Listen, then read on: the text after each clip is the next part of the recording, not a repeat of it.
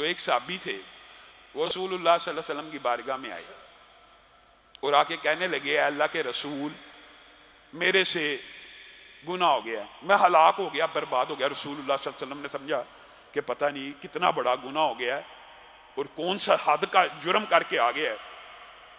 کہنے لگے کیا ہوا ہے؟ کہنے لگا میں تو برباد ہو گیا، میں بتاؤں کیسے، ہلاک ہو گیا۔ کیا ہوا؟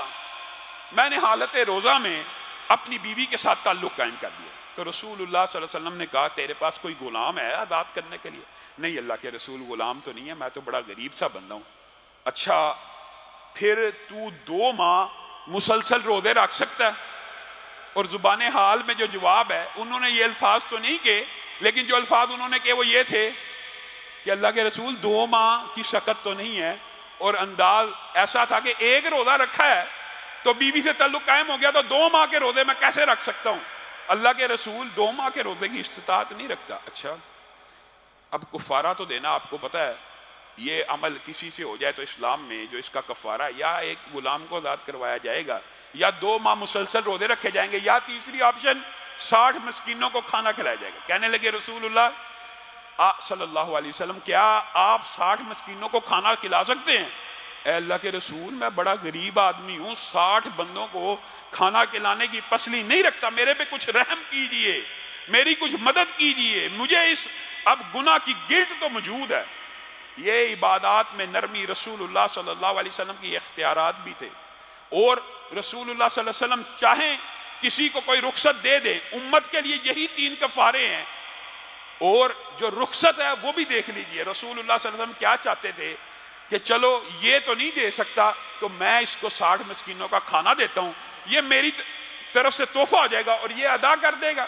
رسول اللہ بیٹھے انتظار میں کہ کچھ مال آئے، غلہ آئے، قدرتی اسی اسنا میں ایک کھجور کا بہت بڑا ٹوکرا آ گیا، تو رسول اللہ صلی اللہ علیہ وسلم نے اس صحابی کو کہا اٹھ اور 60 مسکینوں میں یہ بانٹ دے، یہ ٹوکرا مدینہ کے مسکینوں میں تقسیم کر دے۔ وہ صحابی رسول اللہ صلی اللہ علیہ وسلم سے مخاطب ہوا اللہ کے رسول مسکینوں میں تقسیم کرنے کا حکم ہے تو میرے گھرانے اور میرے خاندان سے زیادہ مسکین تو آئی کوئی نہیں۔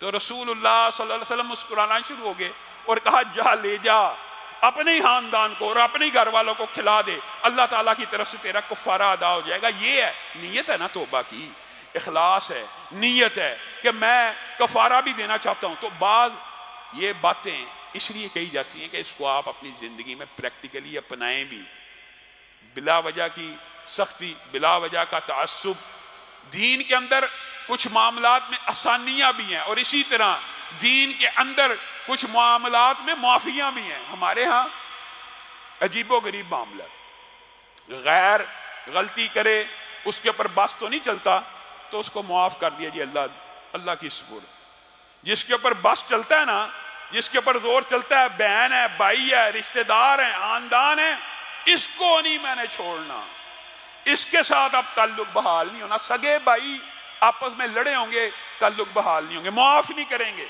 رسول اللہ صلی اللہ علیہ وسلم کی سیرت کے اندر محبت اور انسیت کے علاوہ معافی کے واقعات بھی آپ کے سامنے رکھے تھے۔ ان میں سے ایک عظیم الشان واقعہ اکرمہ بن ابی جہل کا بھی ہے۔ بتائیے، اکرمہ بن ابی جہل، اکرمہ بن ابی جہل، ابو جہل کا بیٹے اور فرعون ہے ابو جہل اس امت کا۔ رسول اللہ صلی اللہ علیہ وسلم کو یہ باتیں ہیں، یہ وہ مقام، ان صحابہ کی ماضی کی غلطیاں، حضرت خالد ابن ولید کی ماضی کی غلطیاں، وہ اسحاق جعلوی اور مرزا کیسی کیسی بک بک کرتے ہیں حضرت خالد ابن ولید کے بارے میں۔ یہ اکرمہ بن، یہ جی اللہ معاف کرے، وہ تو الفاظ ہمارا کہنے کو دل نہیں کرتا۔ اب یہی اکرمہ بن ابی جہل آپ کو پتہ ہے میدان احد میں میمنہ اور میسرہ کے جو 2 سردار تھے، ایک خالد ابن ولید تھے، ایک اکرمہ تھے، اور آپ کو پتہ ہے غزوہ احد میں سب سے زیادہ نقصان حضرت خالد ابن ولید نے جب اسلام قبول نہیں تھا کیا تو پیچھے سے آ کے جب حملہ کیا 70 سے زائد صحابہ شہید ہوئے۔ اسی لشکر کے اندر اکرمہ بھی تھے جنہوں نے معبد اور معاذ کی ایک بادو کو بھی کاٹ ڈالا تھا، اور یہ ان جری جرنیلوں میں سے تھے قریش کے کہ جب فتح مکہ بھی ہوا تھا نا، جو چند جوانوں نے رسول اللہ کے لشکر کا مقابلہ کیا تھا نا، ان میں یہ بھی شامل تھے، صفوان بن امیہ بھی اور اکرمہ بن ابی جہل اور سہیل بن عمر بھی شامل تھے۔ یہ جلیل القدر صحابہ بعد میں بنے، اس وقت اسلام نہیں تھا قبول کیا. تو یہ وہ صحابہ ہیں جن کو اسلام قبول کرنے سے پہلے آپ کے سامنے یہ بات رکھی تھی. رسول اللہ نے 8 نام لیے تھے کہ جن کو کہا تھا خانہ کعبہ سے لٹکے بھی ہوں گے اس کے پردوں سے ان کو قتل کر دیا جائے، اور ان میں سے اکثر کو رسول اللہ نے بعد میں معاف بھی کر دیا. یہ تو بات بیان کی جاتی ہے لیکن معافی نہیں بیان کی جاتی. ان میں سے ایک اکرمہ بن ابی جہل بھی ہیں. یہ جب فرار ہوئے فتح مکہ میں شکست کھا کے، تو انہوں نے کہا میرے لیے تو آرڈر ہے کہ میں خانہ کعبہ کے پردوں کے ساتھ بھی لٹکا ہوں گا تو مجھے قتل کر دیا جائے گا. اب یہ فرار ہو گئے اور یہ بھی ایک لمبا چوڑا واقعہ ہے. خیر بات آئی ہے تو یہ بات بھی سمجھ لیجئے. یہ کشتی پہ بیٹھے اور کشتی نے ہچکولے کھانا شروع کر دیے. کشتی ڈوبنے لگی تو انہوں نے لات منات جیسے قریشی واسطے دیا کرتے تھے کہ اللہ کا قرب حاصل کرنے کے لیے یہ جو اولیاء ان کے نزدیک اولیاء اللہ تھے، ان کے بت ہیں، ان کا واسطہ، ان کا تقرب اللہ کو پیش کیا کہ لات کے واسطے، منات کے واسطے، عزا کے واسطے معاف کیا جائے. وہ ملا کشتی کا کہنے لگا یہ جہاں پہ تم پھنس گئے ہو نا، یہ جو بحر ظلمات ہے، جہاں پہ طریقی ہیں، جو قرآن پاک کے الفاظ ہیں، بعین وہی الفاظ اس نے کہے ذا راکبوا فی الفلک دعوا اللہ. جب یہ کشتیوں پہ قریش مکہ سوار ہو جاتے ہیں اور کشتی بھنور میں پھنس جاتی ہے تو اللہ کو خلوص دل سے پکارنا شروع کر دیتے ہیں. اس ملا نے کہا یہاں پہ لات منات عزا کی حکومت نہیں چلتی، یہاں پہ اگر پکارنا ہے تو اس اللہ کو براہ راست پکارنا پڑے گا. کوئی واسطہ وسیلہ ذریعہ سب کاٹ کے ایک رب خالق مالک کو پکارو گے تو کشتی شاید طوفان سے نکل آئے. اکرمہ سمجھدار تو تھے، ایک سمجھدار سردار کے بیٹے تھے، دل کو چوٹ لگ گئی. یہ پہلا ان کے اوپر اسلام کی طرف آنے کا ایک ان کے دل کے اوپر ضرب لگی. اوہ ساری زندگی اس لیے تو رسول اللہ کی مخالفت کی تھی لات منات عزا کی وجہ سے، اور یہ اپنا ہی ملا، میرے ہی قبیلے کا بندہ، میرا ہی ہم مسلک، میرا ہی ہم مذہب کہہ رہا ہے کہ یہاں پہ صرف ایک اللہ کی بادشاہی ہے. دل کو چوٹ تو لگ گئی. اسی اثنا میں ان کی بیوی جو بڑی زیرک اور دانا تھی رسول اللہ کی بارگاہ میں پیش ہوئی، اسلام کو قبول کیا، اور بعد نے کہا بعد میں کیا لیکن اسی وقت اسلام کو قبول کیا. اور رسول اللہ سے کہنے لگی ابو سفیان کو معاف کر دیا گیا، جس نے گھر بند کر لیا اس کو معاف کر دیا گیا، تو میرا ہی خاوند رہ گیا ہے کہ جس کے لیے حکم ہے قتل کا. تو رسول اللہ صلی اللہ علیہ وسلم مسکرانا شروع ہو گئے. تجھے کس نے کہہ دیا؟ جا اکرمہ کو ڈھونڈ لا، میری بارگاہ میں پیش کر، بتائیے سب سے بڑے دشمن کا بیٹا ہے اور رسول اللہ صلی اللہ علیہ وسلم کے ساتھ ساری زندگی دشمنی نبھائی ہے، پیش کر اسلام. اچھا یہ بات بھی یاد رکھیے، یہ جو امان ہے نا، بعض اہمی صحابہ کے مخالفین نے یہ باتیں مشہور کی ہوئی ہیں، یہ جی رسول اللہ صلی اللہ علیہ وسلم شرط عائد کرتے تھے، حالانکہ امان جو ہوتا ہے وہ بغیر شرط کے ہوتا ہے. امان کا مطلب یہ ہوتا ہے آ جائے امان ہے، یہ مطلب نہیں آ جائے اسلام قبول کرے تو امان ہے، نہیں، امان ہے. میں نے اس کو امان دی، میں نے اس کی جان بخش دی، لے آ اس کو، میں اس کی جان کو خلاصی کرتا ہوں، اس کے قتل کا آرڈیننس ڈیتھ وارنٹ واپس لیتا ہوں. اب یہ بیوی ڈھونڈتی ڈھونڈتی، یہ بھی ایک لمبا چوڑا واقعہ ہے، بالآخر جس کشتی سے یہ اترے ہیں بیوی اسی ساحل پہ ان کو مل لیتی اور کہتی ہیں تجھے پتہ لگا اللہ کے رسول نے تجھے معاف کر دیا. ایک واقعہ تازہ تازہ ہوا، دوسری طرف سے بیوی نے یہ الفاظ، یہ کیسے ہو سکتا ہے؟ میں ابو جہل کے بیٹے کو حقیقت میں رسول اللہ نے معاف کر دیا. ہاں کر دیا ہے، سچ بول رہی ہے، سچ بول رہی ہوں، مجھے لے کے چل، مجھے تیری بات پہ یقین نہیں. اور ادھر رسول اللہ صلی اللہ علیہ وسلم کا اخلاق دیکھیے، ہم اپنے سگے بھائیوں کو معاف نہیں کرتے، سگے رشتہ داروں کو معاف نہیں کرتے. چچاؤں کے ساتھ لڑائیاں، ماموں کے ساتھ لڑائیاں، خاندان میں لڑائیاں، شریکے کیسے کیسے گھٹیا، جو خاندان کا ایک سسٹم ہے اسلامی مضبوط، نکاح کے بعد جو وجود میں آتا ہے، اولاد کے بعد وجود میں آتا ہے، جو مبارک مطہر پکیزہ رشتے ہیں، ان کو ہمارا معاشرہ شریکہ کہتا ہے. یہ کہاں سے آیا؟ یہ اسلام کے خوبصورت ادارے ہیں. آپ اللہ کا شکر نہیں کرتے کہ اللہ تعالیٰ نے آپ کو اسلامی معاشرے میں پیدا کیا؟ جائیے اللہ کی قسم، یورپ میں، مغرب میں پورا معاشرہ پورے کا پورا معاشرہ اسلام کے ان خوبصورت رشتوں سے محروم ہے. وجہ والدہ نے بچہ پیدا کیا ہے، خامن چھوڑ کے چلا گیا، طلاق ہوگی، مثال دے رہا ہوں، یا شادی کے بغیر ہی بچے پیدا ہو رہے ہیں. جب شادی کے بغیر بچے پیدا ہوں گے تو والد کا رشتہ کہاں ہے؟ چچا کہاں ہے؟ फूफो कहाँ है, दादा कहाँ है, दादी कहाँ है? बात समझ आ रही है?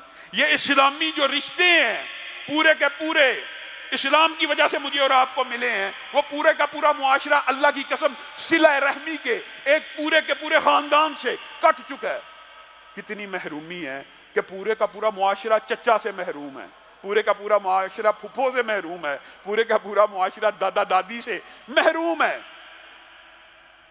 यहां पे ये अल्लाह ताला का बहुत बड़ा एहसान है कि हमें ये बात समझनी चाहिए कि हम गैरों को रसूलुल्लाह ने माफ किया, अपने रिश्तेदारों को माफ नहीं करते। आज इरादा करके जाइए, अगर किसी की किसी रिश्तेदार से लड़ाई है, वो तू हक पे है, हक पे है, तेरे लिए हदीस है, जो हक पे होते हुए झगड़े को छोड़ देगा, लड़ाई को खत्म करेगा, जन्नत में एक अजीमुशान महल है। आज इरादा कर लीजिए, मुआफ कर देना है। ये अबू जहल का बेटा रसूलुल्लाह की बारगाह में आ रहा है और रसूलुल्लाह पता कैसे इस्तकबाल कर रहे हैं? सबसे बड़े दुश्मन का बेटा आज आ रहा है, इस्लाम की शर्त पे भी नहीं आ रहा, सिर्फ आ रहा है। रसूलुल्लाह सल्लल्लाहु अलैहि वसल्लम को खबर मिली इकरमा आ रहा है, अल्लाह की कसम इतनी तेजी से खड़े हुए। मुहद्दिसीन मुअर्रिखीन ने लिखा रसूल पाक कभी भी उजलत से कोई काम नहीं थे किया करते, लेकिन आज हमने अजब मामला देखा, इतनी तेजी से उठे कि रसूलुल्लाह की चादर नीचे गिर गई और रसूलुल्लाह ने अपनी चादर को पकड़ा भी नहीं। इकरमा बिन अबी जहल के इस्तकबाल के लिए खड़े हो गए और उसको कहा अहलन व सहलन, मरहबा, आपने ही घर आया है। अल्लाह के रसूल अभी तो ईमान नहीं थे लाए, क्या आपने मुझे अमान दी है? जी दी है। दिल को अजीब किस्म की इकरमा को तमानियत पहुंची, आप किस चीज की दावत देते हैं? रसूलुल्लाह ने कहा यही तो दावत है कि मखलूक की पूजा ना करे। मेरे भाइयों, इसमें कौन सी ऐसी बात है? हम अगर आपको कहते हैं अल्लाह के वास्ते मखलूक के आस्ताने पे नहीं झुकना, नहीं झुकना, यही रसूलुल्लाह की दावत है, यही दीन है। कोई मखलूक कितनी मर्जी आला अफजल औला हो जाए, इंसान से अफजल तो कोई नहीं, अशरफुल मखलूकात है। अगर इंसानों में से भी कोई हो जाए तो उसके दर पे झुकना नहीं है, उसको सजदा नहीं करना, उसको रुकू नहीं करना, यही रसूलुल्लाह की दावत। सिंपल, आसान, आम फहम। रसूलुल्लाह का ये मेरी दावत है कि मखलूक को मखलूक की इबादत नहीं करनी चाहिए, एक अल्लाह की करनी चाहिए। ये तो बड़ी अच्छी दावत है। और दूसरी बात यह है मैं अल्लाह का रसूल हूँ, कुछ अहकामात हैं। इकरमा ने वहीं पे कलमा पढ़ा, लेकिन एक पछतावा सारी जिंदगी का मादी जहन में दौड़ गया, अल्लाह के रसूल क्या मुझे भी माफ कर दिया जाएगा? रसूलुल्लाह सल्लल्लाहु अलैहि वसल्लम ने कहा अल्लाह की कसम तुझे माफ कर दिया जाएगा। तू अशहदु अल्ला इलाहा इल्लल्लाह व अशहदु अन्ना मुहम्मद रसूलुल्लाह पढ़ा कर, तू ये कलमा पढ़ा कर, अल्लाह के रसूल मुझे कुछ पढ़ने को बतलाइए, क्या मैं भी माफ कर दिया जाऊंगा? हाँ, तुझे माफ कर दिया जाएगा।